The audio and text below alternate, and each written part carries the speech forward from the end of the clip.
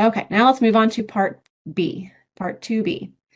So unlike part 2A, 2B will need to be completed from scratch each year. I like to think of 2B as scratch and 2A as speed scratch, for those of you who like a little kitchen humor every now and then. So this is why we call part 2B the annual completion.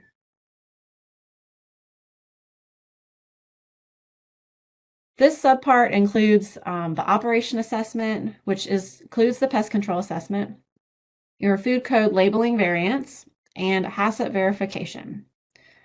To ensure that all forms are completed and other necessary documents are included in the HACCP plan, you can use the HACCP checklist on our webpage as a tool. Currently, the checklist is geared towards the commercial plan, but we are certainly going to work on revising that and making a copy specific to the transported plan. But there is a lot of overlap in the information, so you could use that as a tool.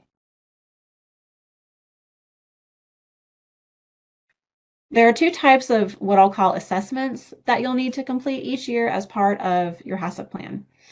The first is the annual operation assessment. This is a way to review your operation to make sure it is working well from a food safety standpoint. In other words, are food safety standards being met?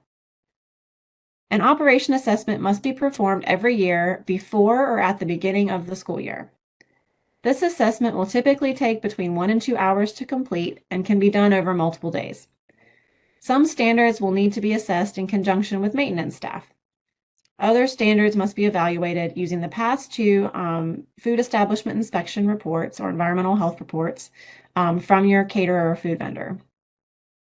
Responses can be handwritten or typed, but please include only the current year's operation assessment form in this section.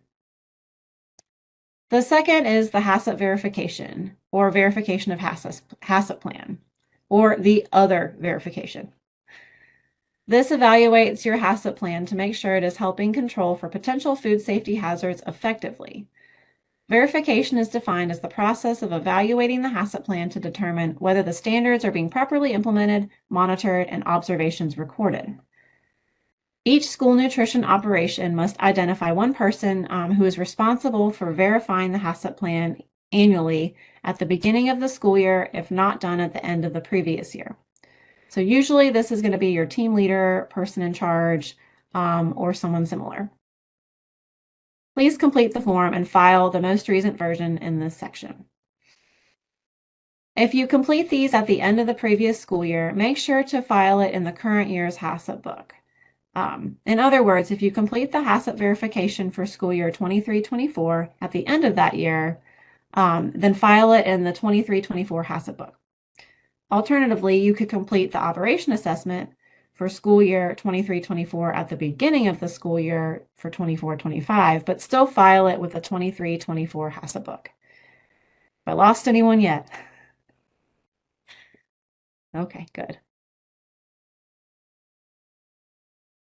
I want to take a few minutes to talk about the labeling variants in Part 2B, because this is an area that we see a lot of confusion around, so I wanted to go through this section in particular.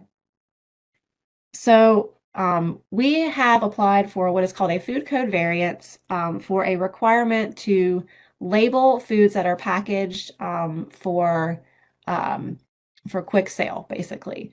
So the best example I can think of to explain this is when you go to a quick service restaurant and you pick up, a clamshell, let's say like a salad or a deli sandwich, and it's got, your sandwich and any sides, or, it's just basically a ready to eat food, and it's already been put together and assembled for you. All you have to do is pick it up and pay for it and go. Food items like that are prepared in advance and put together are required to be labeled according to the food code. So there's certain information that has to be on that label. But what we have done is we have applied for a variance for schools that do this because we are able to demonstrate that appropriate safety requirements are being met and procedures are being followed because of our strict requirements for schools.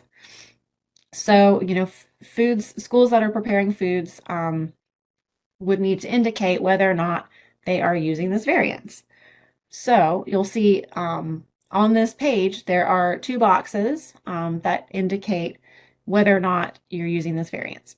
So the first box is saying you are using it, meaning that you are, having those individually packaged foods that are ready to serve and not using a label on them. So if that fits your description, then you would want to mark that first box. However, if you for those that would not be having this type of food, such as if you're receiving bulk pans or containers of food and serving out of those, then you wouldn't need the variance at all. So you would mark the second box because you're not serving kind of individually packaged or put together food items. So that is essentially what this section is about. Just making sure that you are marking one of the two boxes depending on your situation. There's more information about the labeling variance in the position statement section in part 1. And then there's also the letter of support that is accepting the variance in this section as well.